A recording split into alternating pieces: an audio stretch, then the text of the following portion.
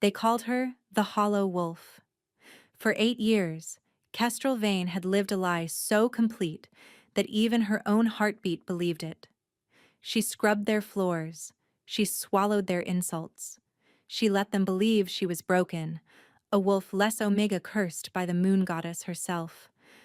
But Kestrel was not empty. She was a vault. And inside that vault prowled a beast so ancient, so terrifying, that her dying mother had made her swear to never let it out. Hide it, her mother had whispered with her last breath. They will come for you if they know. So Kestrel hid. She starved her wolf. She buried her power so deep that some days she almost forgot it existed. But when Marcella Corvin accuses her of a crime punishable by death, Kestrel faces an impossible choice: die with her secret, or unleash the monster before the Alpha King himself. The vault is about to crack open, and what comes out will make the entire Iron Veil Pack wish they had been kinder. The servant quarters of the Iron Veil Pack house smelled of mildew and resignation. Kestrel woke before dawn, as she always did, her thin blanket doing little to ward off the autumn chill seeping through the cracked walls. She was 20 years old, though most days she felt ancient. She dressed quickly in the gray uniform of the household staff, a shapeless tunic that hung off her narrow frame. The fabric was rough against her skin, a constant reminder of her place in the hierarchy.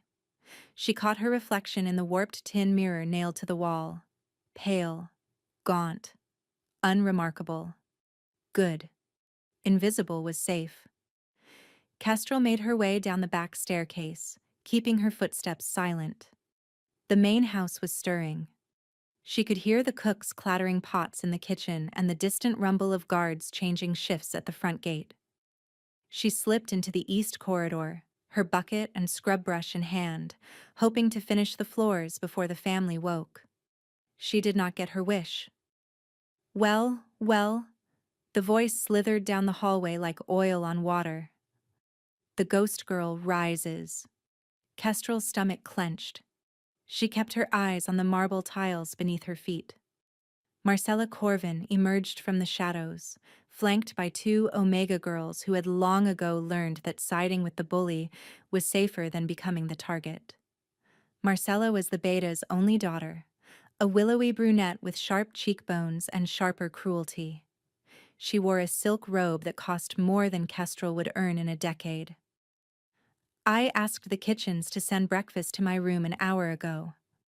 Marcella stopped directly in front of Kestrel, forcing her to halt. It never arrived. I am not assigned to the kitchens, Kestrel said quietly, her gaze still lowered. I clean the east wing. Are you talking back to me? No, Beta Marcella. I was only... The slap came fast. Kestrel's head snapped to the side, her cheek stinging with the imprint of Marcella's palm. She tasted copper where her teeth had cut the inside of her lip. Deep inside, something stirred. A rumble, echoed in the darkness of her chest, ancient and furious. Kestrel crushed it instantly, shoving it back into the vault with practiced precision. Not now. Not ever. Look at me when I speak to you, Marcella hissed. Kestrel raised her eyes. She made them empty, made them dull, made them the eyes of a girl with no wolf and no fight left. Marcella smiled, satisfied. Better. Now, since you clearly have nothing useful to do, you can clean my chambers. I had a guest last night. She leaned closer, her breath warm against Kestrel's bruised cheek. It is quite the mess. The two Omega girls giggled. Kestrel nodded once. Yes, Beta Marcella. Marcella flicked her fingers in dismissal and sauntered off, her entourage trailing behind. Kestrel waited until their footsteps faded before releasing the breath she had been holding. Her hands were trembling, not from fear, from the effort of keeping the beast caged. 8 years. She had survived 8 years of this by being nothing, by disappearing into the walls. Her mother's warning echoed in her skull every single day. The silver wolves were hunted. The Order of the Pure Dawn had slaughtered her bloodline to near extinction. If anyone discovered what she truly was, they would not just kill her. They would burn her alive in the town square as a warning to any others who might be hiding. So Kestrel picked up her bucket, swallowed the blood in her mouth, and walked toward Marcella's chambers. Survival meant silence. But even vaults had their limits. The Iron Veil Pack was buzzing with anticipation. Tonight was the Ember Moon Gala, the annual gathering where alliances were forged and fated mates were revealed. Alphas from a dozen territories would descend upon the estate. More importantly, for the first time in 15 years, the Alpha King himself had accepted the invitation. Lorcan Vale. The name rippled through the pack like a stone dropped in still water. Kestrel heard the servants whispering as she scrubbed the banquet hall floors. He had not left his fortress in the northern mountains since the massacre that killed his family. Some said he was scarred beyond recognition. Others claimed he had gone feral, more beast than man. All agreed on one thing: he was the most powerful wolf alive, and he was coming here. Kestrel tried to ignore the flutter beneath her ribs. She had no business thinking about Alpha Kings or galas. She was furniture. She was invisible. Tonight, while the elite danced and drank, she would be polishing silver in the pantry where no one could see her. Still, a small, treacherous part of her wondered what he looked like. Dreaming again, Hollow Wolf? Kestrel flinched. Draven Ashford stood in the doorway, silhouetted by the afternoon light streaming through the tall windows. He was the Alpha's eldest son, heir to the Iron Veil territory, 24 years old with the kind of cruel beauty that made Omegas swoon and wise wolves run. Kestrel despised him. "Apologies, Alpha Draven," she murmured, scrubbing faster. "I was just finishing." Draven crossed the room, his boots clicking against the marble. He stopped beside her, close enough that she could smell his cologne, sandalwood, and arrogance. "You missed a spot," he said. He tipped her bucket with his foot. Soapy water flooded across the tiles she had just cleaned, soaking her uniform, spreading in a gray lake around her knees. Inside the vault, the beast slammed against its bars. Kestrel breathed, counted to 5, forced the creature back down. "I will clean it again," she whispered. Draven crouched beside her, gripping her chin and forcing her face upward. His gray eyes searched hers, looking for defiance, looking for anything he could punish. "You are pathetic," he said softly. "A 20-year-old Omega with no wolf. Do you know what the pack calls you? A genetic dead end, a mistake the moon goddess should have erased." Kestrel said nothing. Draven released her chin with a shove that sent her sprawling backward into the puddle. He straightened, adjusting his cuffs. "Stay out of sight tonight," he ordered. "The Alpha King does not need to see our garbage." He walked away without looking back. Kestrel sat in the cold water, her heart pounding, the silver creature inside her howling silently in its cage. Tonight. The Alpha King would be here tonight. And tomorrow, life would return to its endless gray routine of survival. She had no way of knowing that by midnight, everything would shatter. The gala was a hurricane of silk and candlelight. Kestrel watched from the servants' corridor, peering through a crack in the door as hundreds of wolves in glittering finery swept across the ballroom floor. The chandeliers blazed with 1,000 crystals. The air was thick with the scent of expensive perfume and dominant pheromones. She should have stayed in the pantry. She knew that. But something had drawn her here, a magnetic pull in her gut that she could not explain. And then she saw him. Lorcan Vale stood at the edge of the crowd, untouched by the chaos swirling around him. He was tall, broad-shouldered, dressed in a black suit that absorbed the light. A jagged scar ran from his left temple to his jaw, but it did not diminish him. It made him look like what he was. A predator who had survived attempts to kill him and had destroyed those who tried. His eyes were the color of molten gold, and they were scanning the room as if searching for something. Kestrel's inner beast surged forward so violently that she gasped aloud, clutching the doorframe. No, no, no, no. She shoved the creature back with every ounce of willpower she possessed, but the damage was done. Across the ballroom, Lorcan's head snapped toward the servants' corridor. His nostrils flared. Their eyes met through the narrow gap in the door. Kestrel's blood turned to ice. She stumbled backward, her heart slamming against her ribs, and fled down the corridor toward the kitchens. She did not see Lorcan take a step in her direction before a dignitary intercepted him.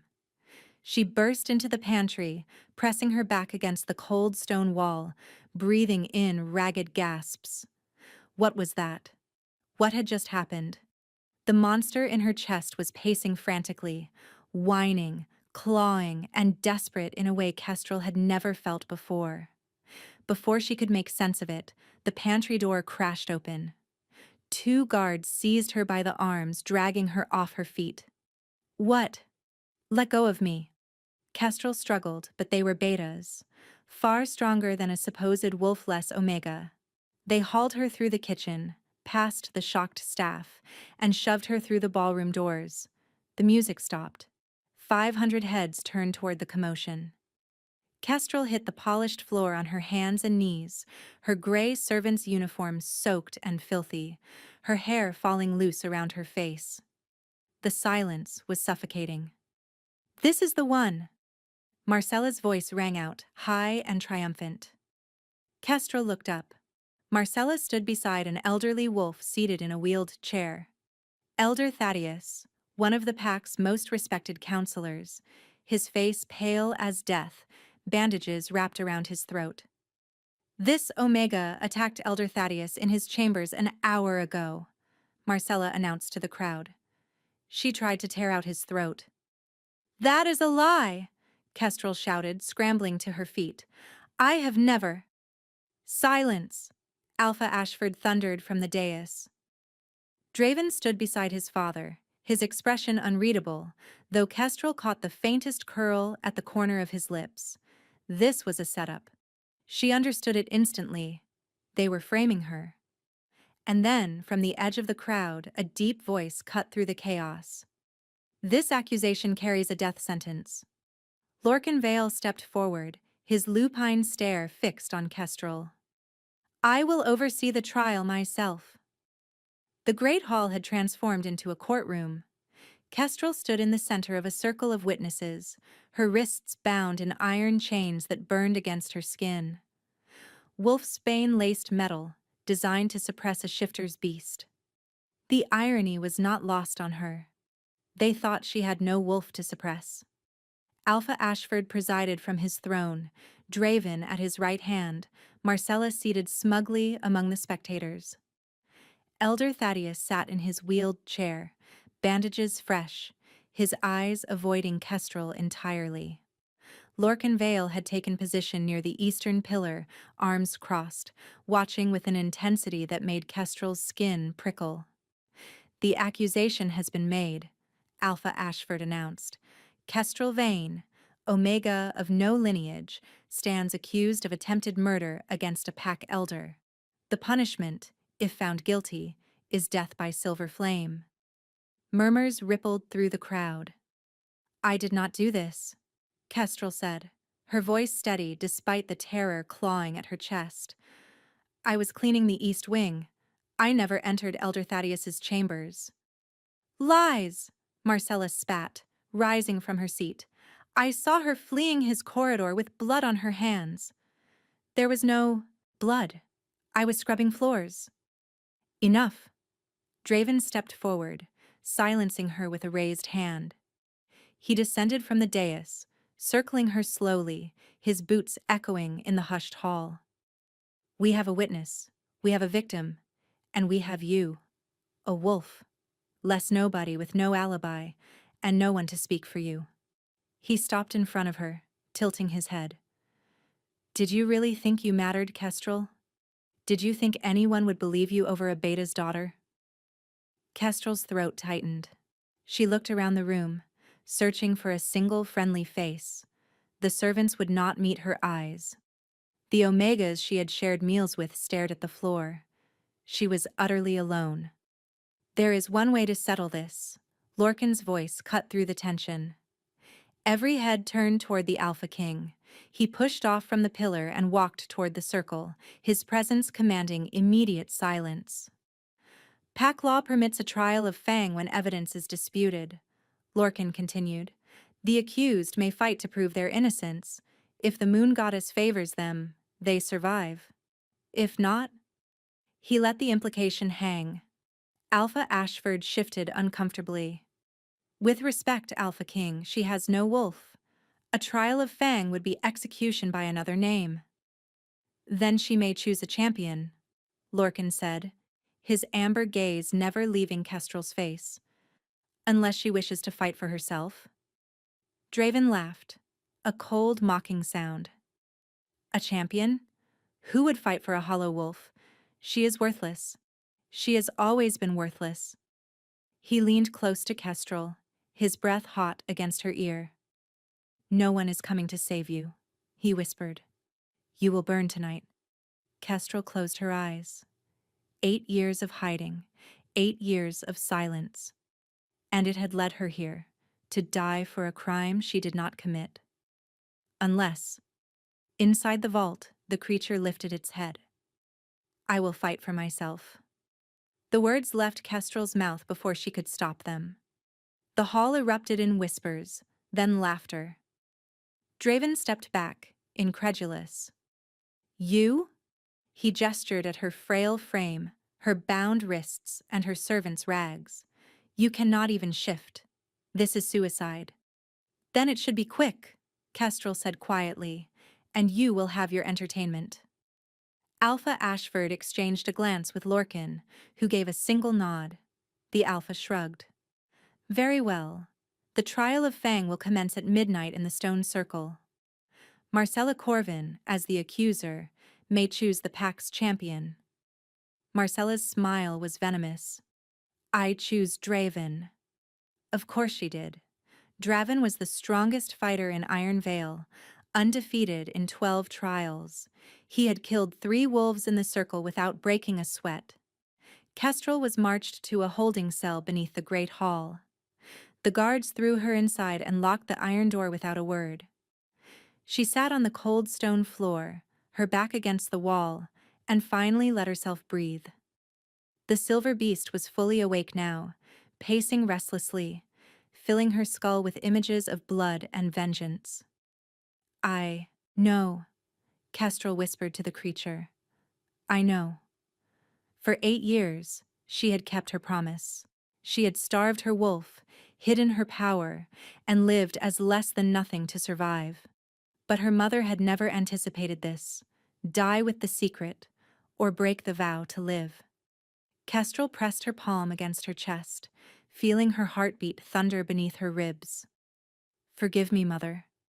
The moon rose. Midnight came. The stone circle was an ancient arena carved into the cliffs behind the pack house. Torches lined the perimeter, casting flickering shadows across the frozen ground. The entire pack had gathered, hundreds of wolves crowded onto the stone benches, their breath misting in the frigid air. Kestrel was led into the circle, her chains removed. She stood barefoot on the icy earth, wearing only the thin tunic of a condemned prisoner. Across from her, Draven prowled in wolf form, a massive gray beast with shoulders like boulders and fangs like daggers. He was showing off, snapping theatrically for the crowd.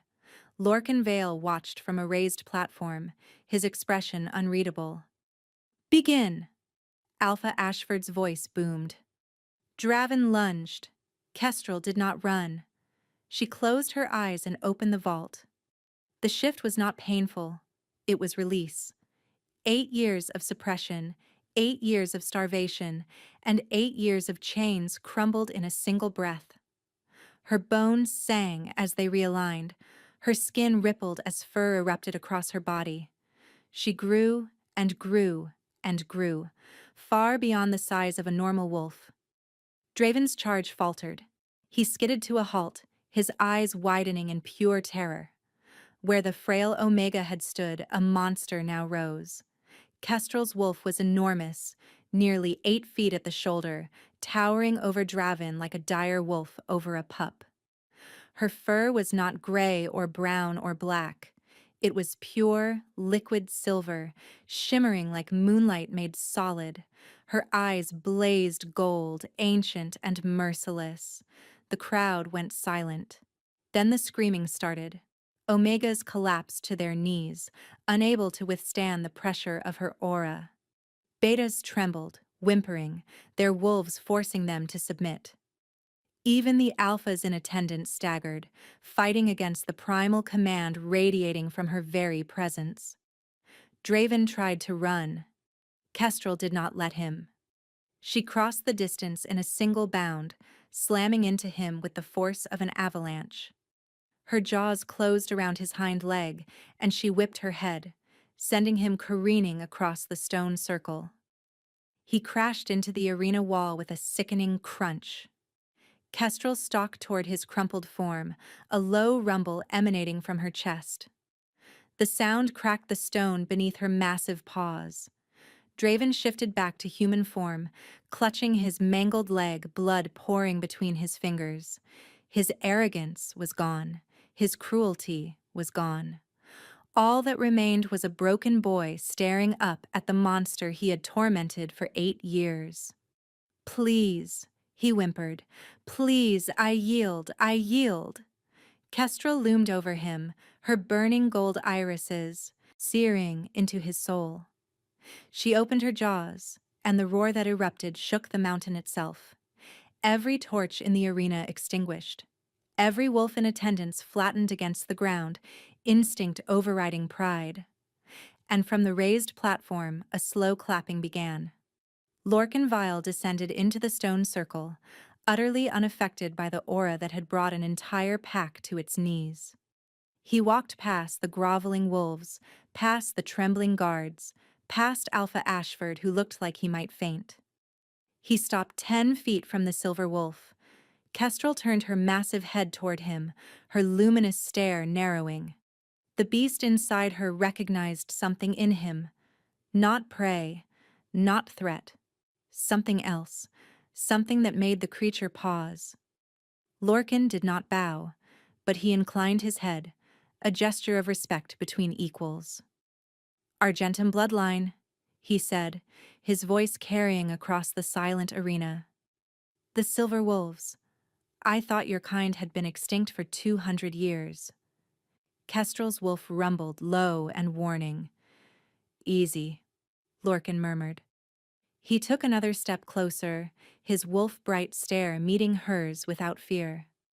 "I am not your enemy, little wolf. I have been searching for your bloodline for 15 years. Slowly, painfully, Kestrel forced herself to shift. The transformation was harder in reverse, the beast fighting to stay in control after so long in the cage. But she managed it, collapsing to her knees in the center of the circle, naked and shaking, her silver pale hair cascading around her shoulders. Lorcan shrugged off his black coat and draped it over her before anyone else could see. The fabric was warm, heavy, and smelled of pine and winter storms. He crouched beside her, one hand resting lightly on her shoulder. "Can you stand?" Kestrel nodded weakly. He helped her up, keeping her tucked against his side. "This woman," Lorcan announced, his voice thundering across the arena, "is innocent of the charges against her. The trial of Fang has proven the moon goddess's favor. Any further accusations against her are dismissed." "Now wait just a moment." Alpha Ashford sputtered, finding his voice. "She is a member of my pack. She attacked my son. Your son challenged her to a trial and lost," Lorcan interrupted coldly. He lives only because she permitted it. I suggest you focus on gratitude rather than grievance. He turned his predator's gaze to Marcella, who was cowering behind a stone pillar. You, Lorcan said softly. You made a false accusation that nearly led to the execution of an Argentum wolf. Do you understand what that means? Marcella's face was chalk white. I didn't know. Ignorance is not a defense. Lorcan's voice dropped to a whisper that somehow carried further than a shout. If I discover you conspired with others to frame her, I will return, and I will not be merciful. He looked back at Alpha Ashford. This wolf is no longer a member of the Iron Veil Pack. She is under my protection as a ward of the Crown. Any attempt to harm her, reclaim her, or interfere with her will be considered an act of war against the Northern Throne. Ashford's jaw tightened, but he said nothing. He could not challenge the Alpha King openly. Not here. Not now. Lorcan guided Kestrel toward the arena exit. His onyx guard materialized from the shadows, 12 elite warriors in black tactical gear, forming a protective perimeter around them. As they passed Draven's broken form, Kestrel paused. She looked down at the male who had tormented her, humiliated her, and told her she was worthless for 8 years. He flinched away from her gaze. You were right about one thing, Kestrel said quietly. No one came to save me. She let a flicker of gold ignite in her eyes. I saved myself. Then she walked out of the Iron Veil territory, the Alpha King at her side, leaving the pack that had tried to destroy her in stunned, terrified silence. Kestrel woke to the sound of a crackling fire and the scent of cedar. She was lying in a bed softer than anything she had ever touched, buried beneath furs that seemed to trap warmth like a living thing. Her body ached, every muscle screaming from the shift she had suppressed for 8 years. She sat up slowly, her breath catching as she took in her surroundings. The chamber was carved directly into the mountain, the walls smooth obsidian veined with silver. Massive windows overlooked a valley blanketed in snow, peaks rising like jagged teeth against a pale morning sky. A fire roared in a stone hearth large enough to stand inside. Everything about the room whispered of ancient power and brutal elegance. You slept for 2 days. Kestrel's head snapped toward the voice. Lorcan Vale sat in a leather chair near the fire, a book open in his lap, watching her with that intense, unblinking focus. She clutched the furs to her chest. Where am I? The Obsidian Citadel. My home. He closed the book and set it aside. You are safe here. No one from Iron Veil can touch you. Why? Kestrel's voice cracked. Why would you protect me? You do not know me. Lorcan stood, moving to a table where a pitcher of water sat beside a plate of bread and dried fruit. He poured a glass and brought it to her, his movements deliberate and unhurried. I know what you are, he said, handing her the water. That is enough. Kestrel drank deeply, her throat raw. When she finished, she met his gaze. My mother told me the silver wolves were hunted to extinction. She said if anyone discovered what I was, they would kill me. Your mother was partially correct. Lorcan returned to his chair, leaning forward with his elbows on his knees. The Order of the Pure Dawn has spent 3 centuries exterminating the Argentum bloodline. They believe your kind is an abomination, a corruption of the moon goddess's design. Why? Because you cannot be controlled. Lorcan's lips curved into something that was not quite a smile. A silver wolf does not answer to pack hierarchy. Your aura can force any alpha to submit. You are not bound by the laws that govern the rest of us. To wolves who crave power and order, that makes you a threat. Kestrel set the glass down, her hands trembling. My mother never told me any of this. She just said to hide. She was protecting you the only way she knew how. Lorcan reached into his jacket and withdrew a silver pendant on a delicate chain. He held it up, letting it catch the firelight. The design was a crescent moon pierced by a single claw. "This was recovered from your mother's body after the raid that killed her," Lorcan said quietly. "She was not a random victim, Kestrel. She was Seraphina Argentum, the last known princess of the Silver bloodline. She fled the Order 20 years ago while pregnant with you." The room spun. Kestrel gripped the edge of the bed, her breath coming in short gasps. "That means you are not just a silver wolf?" Lorcan rose and crossed to her, pressing the pendant into her palm. "You are the last living heir to the Argentum throne. By ancient law, you outrank every alpha on this continent, including me." Kestrel stared at the pendant, her mother's pendant, and felt something inside her crack open. Not the vault. Something deeper. The foundation of everything she had believed about herself. "I was a servant," she whispered. "I scrubbed floors. You were a queen in hiding." Lorcan's voice was firm but gentle. "And now you have a choice. I can train you to harness your power, to defend yourself against the Order, to claim your birthright.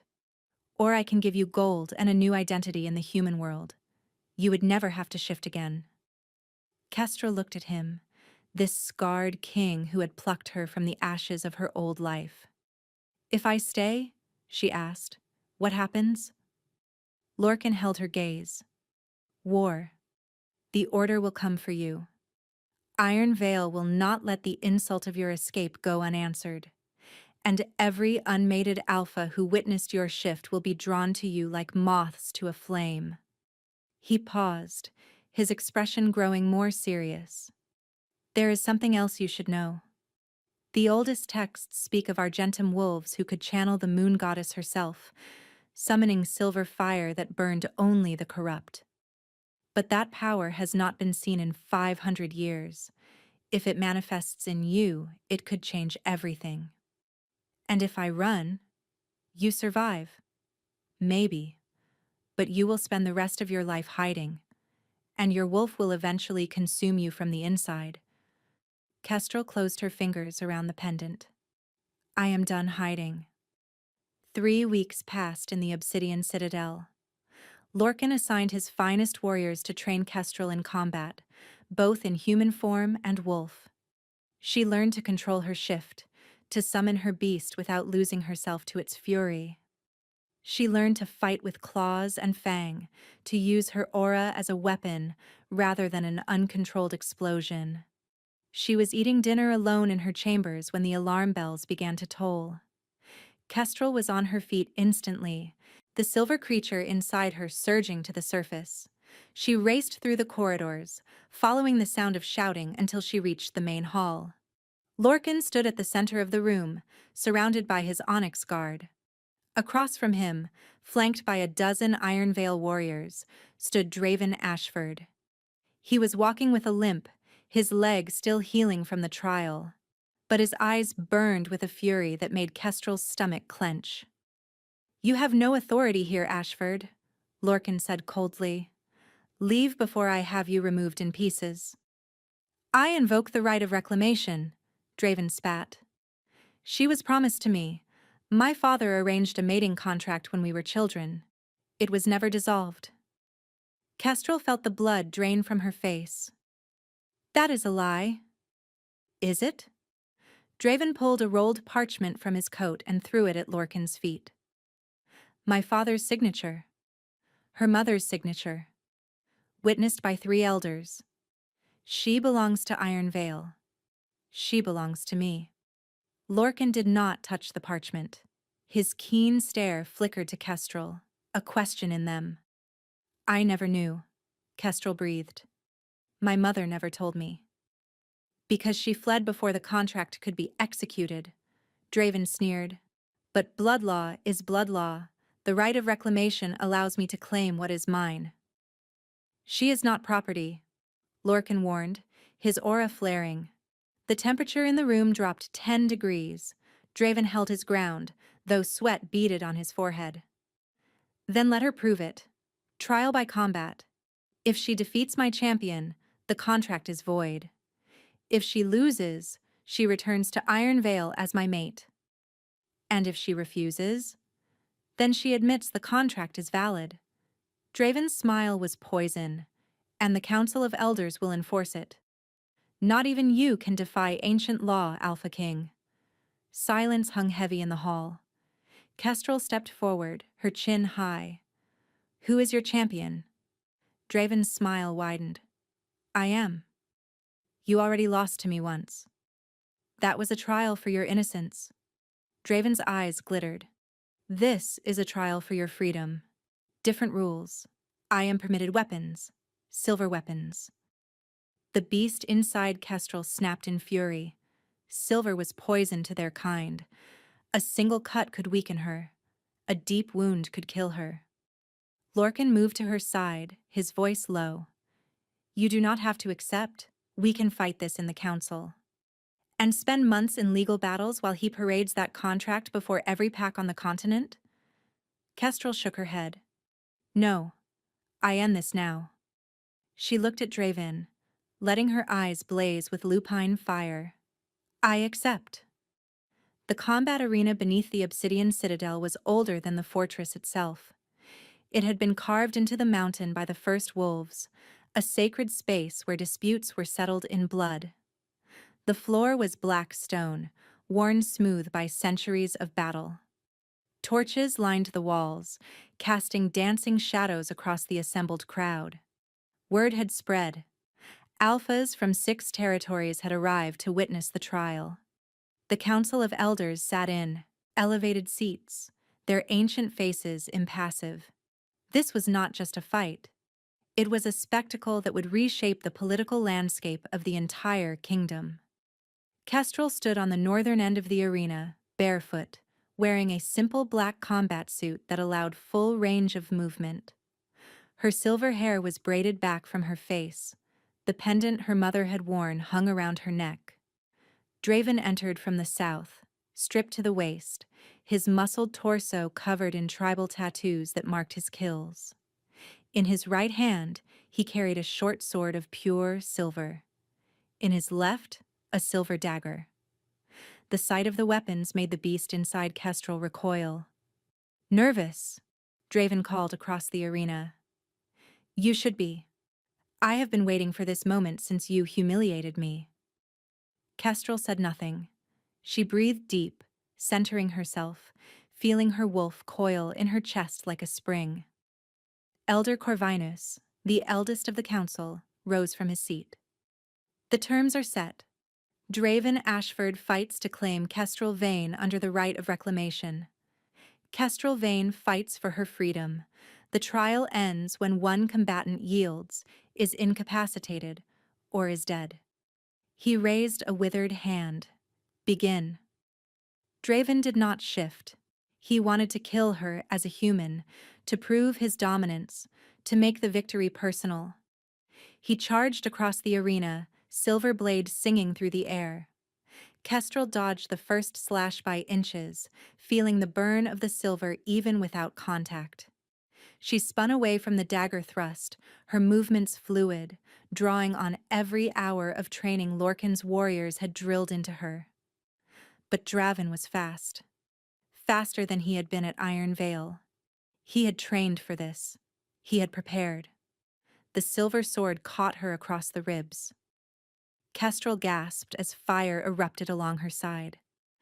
Blood bloomed through her combat suit, the wound sizzling with silver poison. The crowd murmured. Someone shouted her name. Draven grinned, circling her. First blood. How does it feel, Hollow Wolf? How does it feel to burn? Kestrel pressed her hand to her side, her vision flickering.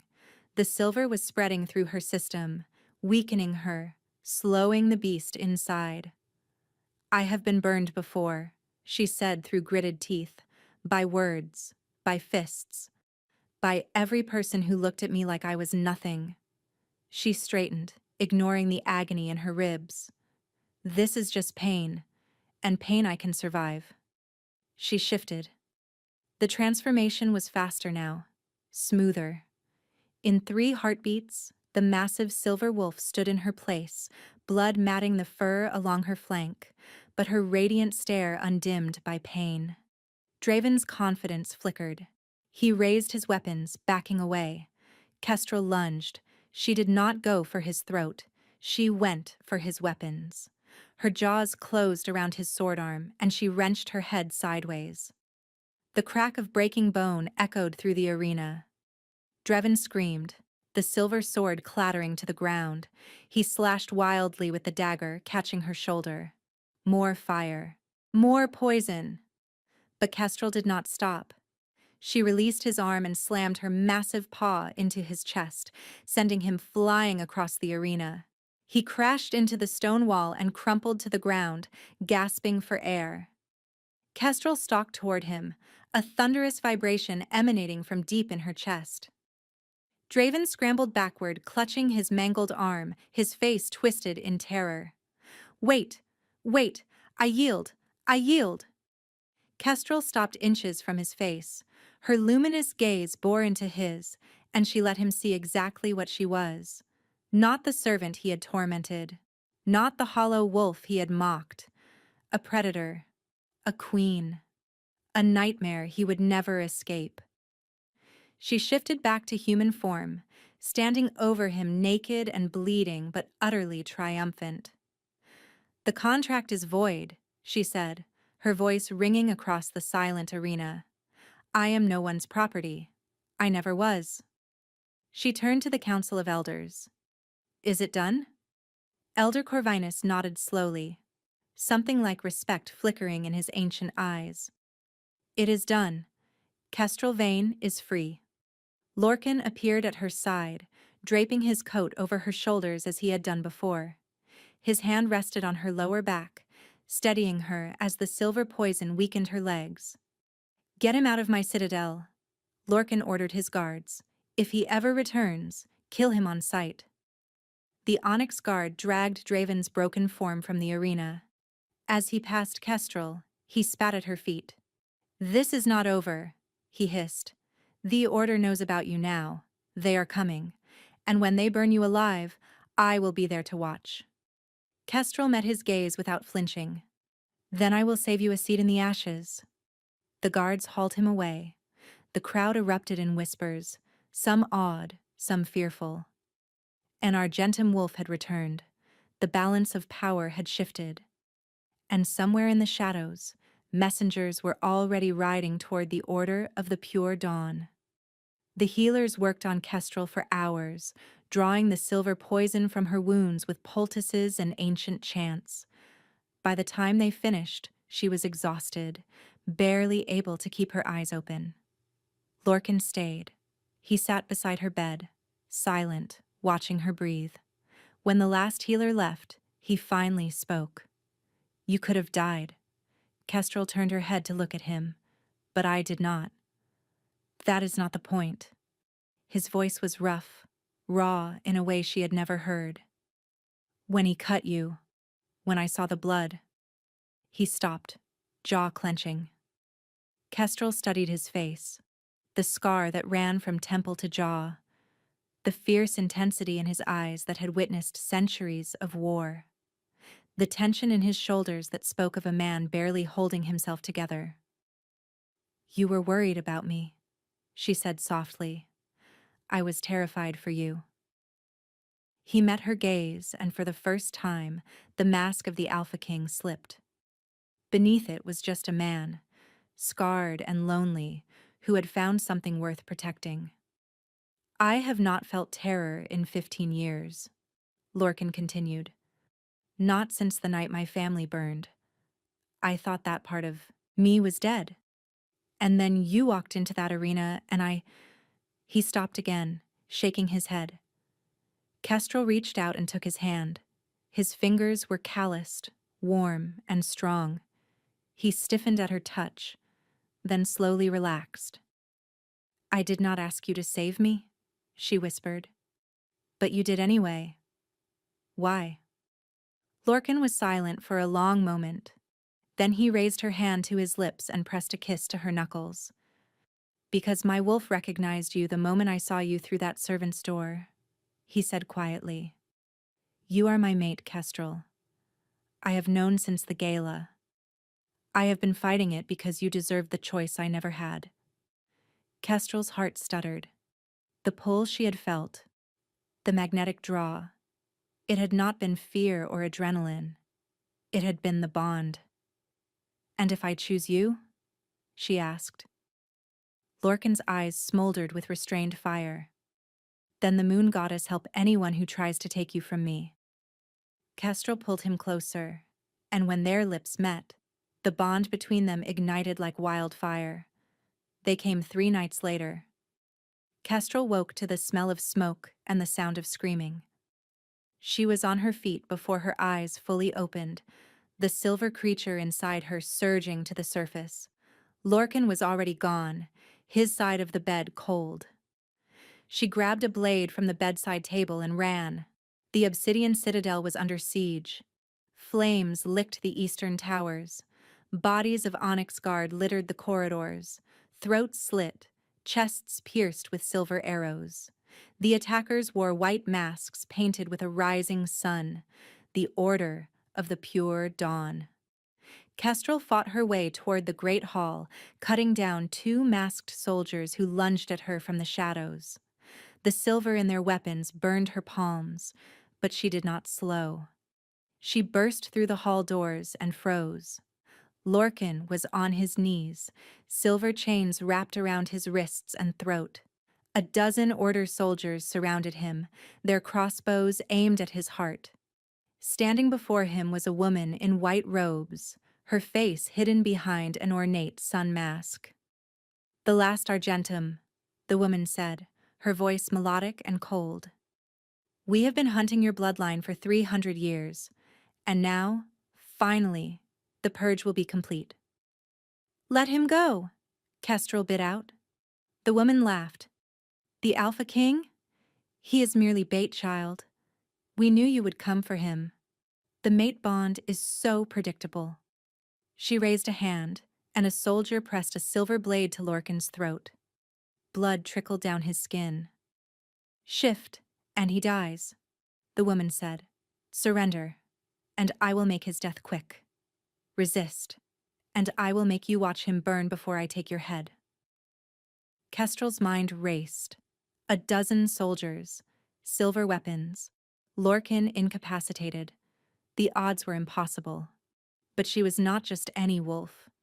She closed her eyes and reached deeper than she ever had before, past the vault, past the wolf, into the core of her bloodline. She felt something ancient stir, something that had been sleeping since before the first pack was formed. The voice of the moon goddess herself. You are my daughter, the voice whispered, my chosen, my blade in the darkness. Show them. Kestrel opened her eyes. They were no longer gold. They were silver, blazing like twin moons. Light erupted from her body, pure and blinding. The soldiers screamed, dropping their weapons, clawing at their eyes. The silver chains around Lorcan splintered like glass. The masked woman stumbled backward, her composure cracking. Impossible! You are just a wolf. I am the last Argentum, Kestrel said, her voice layered with power, echoing with the weight of generations. I am the daughter of the moon, and you have made a terrible mistake. She did not shift. She did not need to. She raised her hand, and silver fire erupted from her palm. It swept through the hall like a living thing, consuming the order soldiers, burning through their white robes, reducing them to ash in heartbeats. They did not have time to scream. The masked woman tried to run. Kestrel appeared in front of her, moving faster than any wolf should be able to move. 300 years, Kestrel said softly. 300 years of hunting my kind. My mother, my grandmother. Every silver wolf who just wanted to live. She grabbed the woman by the throat and lifted her off the ground. It ends tonight. The silver fire consumed her. When the flames died, Kestrel stood alone in the ruined hall. The Onyx Guard poured in, securing the citadel, extinguishing the remaining fires. Healers rushed to Lorcan, removing the remnants of the silver chains. But Lorcan only had eyes for Kestrel. He crossed the hall and pulled her into his arms, crushing her against his chest. "You saved me," he breathed. "We are even now." Kestrel's voice was shaking, the divine power fading, leaving her drained but alive. "You saved me first." Lorcan pulled back just enough to look at her face. Blood and soot streaked her skin. Her silver eyes had faded back to violet. She had never looked more beautiful. "Marry me," he said. Kestrel blinked. "What?" "Marry me. Be my queen. Not because of politics or bloodlines or ancient law. Because I cannot imagine another day without you." Despite everything, despite the death and the fire and the bodies cooling around them, Kestrel laughed. "You could not have asked somewhere more romantic?" "I am not a patient man." Lorcan's lips curved. "And I have learned that tomorrow is not guaranteed." Kestrel cupped his face in her hands. "Yes." 6 months later, the kingdoms gathered.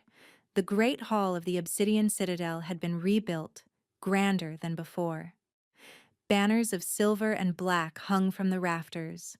Dignitaries from every pack on the continent filled the galleries, their faces a mixture of awe and reverence. Kestrel stood at the top of the dais, dressed in a gown of white silk threaded with silver that seemed to glow in the torchlight. A crown of woven moonstone rested on her brow. Beside her, Lorcan wore the black ceremonial armor of the Alpha, King, his hand clasped firmly in hers. Below them, kneeling on the cold stone floor, was Marcella Corvin. The investigation had revealed that Marcella herself had hired a rogue to wound Elder Thaddeus, staging the entire accusation to eliminate Kestrel before the gala. The former Beta's daughter had been stripped of her rank and sentenced to serve the crown for the rest of her days. She did not dare look up. In the distant gallery, Draven Ashford watched from the shadows. His arm had healed crooked, a permanent reminder of his defeat.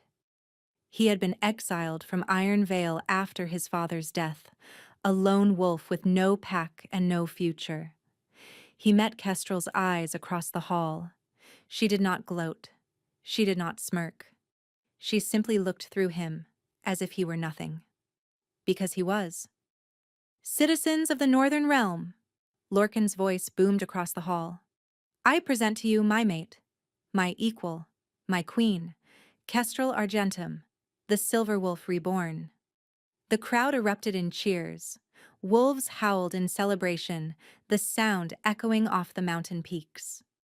Kestrel looked out at the sea of faces. She remembered the cold floor of the Iron Vale packhouse. She remembered scrubbing Marcella's chambers. She remembered Draven's boot on her bucket, his voice calling her worthless. She remembered hiding, starving, surviving. And she smiled. The servant girl was gone. The hollow wolf was a memory. The queen had risen, and the entire kingdom knelt at her feet. If you love this story and want more tales of revenge, romance, and wolves who refuse to stay down, smash that subscribe button and hit the notification bell. Thanks for watching.